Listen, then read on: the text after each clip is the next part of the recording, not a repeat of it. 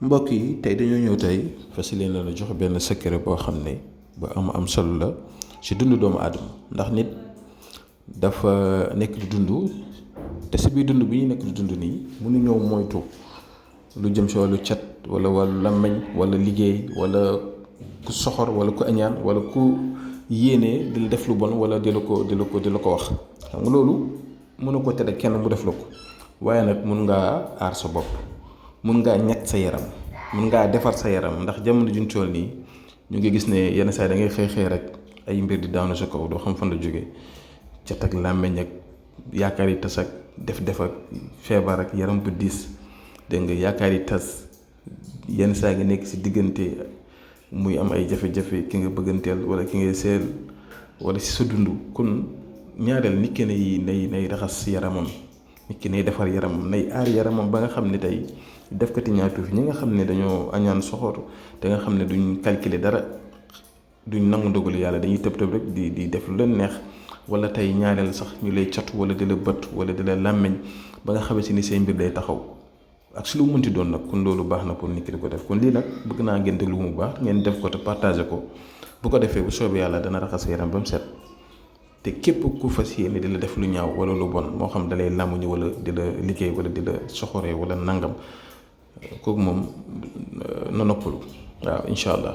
te day ko def sax at benn yoon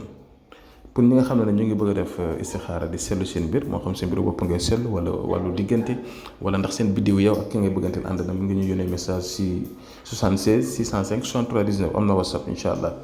donc secret bi yomb na bésu ajjuma lay doon wala samedi wala altine nga tànn si bés yooyu benn da nga ut benn loxo xorom pole nga dëbb ko ba mokk wut si benn butéel def si ndox nga jël xorom pole bi def si biir butéel bi nga tëj ko teg ko sa côté dégg nga wala nga teg ko sa douche léegi nag boo yeewoo da nga koy def mu fanaan mais boo yeewoo nag yow sa premier saw bi nga xam ne maanaam mooy sa premier saw mais su boobaa yow bul wax ak kenn bés boobu moom bul wax ak kenn waaw balaa nga koy def bul wax ak kenn boo yeewoo rek defal directement nga dem jël li nga defaroon ak sa saw bi nga xam ne moom moo njëkk a saw tuuti rek saw bi tuuti leen soxla nga toqal ko si butéel boobu noonu nga ut sa benn siwo def si ndox dégg nga jël li nga defar noonu nga yëngal ko ba mu baax nga sotti ko si biir siwo bi nga dëpp ko nga bàyyi ko ba guddi balaa nga tëdd nga ñaan li nga bëgg nga sangoo ko benn yoon jeex na boo xëyee nag sa lendemain ba mën ngaa sangu saabu def lépp dégg nga lii nii képp koo xam ne def nga ko di ko def chaque at lii mën na laa protéger at bi yëpp bu leen ko gisee nag lu simple la leen di nuru waaye lu ama am solo la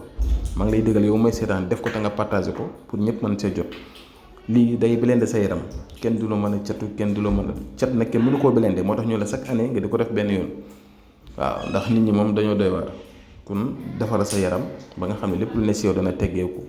mucc si yenn mbir yi bu ko defee na sa yaram mën a set nga ut ay ubbeekaay yooyu jëfandikoo di ko jëfandikoo kon yàlla aar ñu sàmm ñu dafa ñu jàmm tawfeex ba suba incha allah asalaamaaleykum wa rahmatulah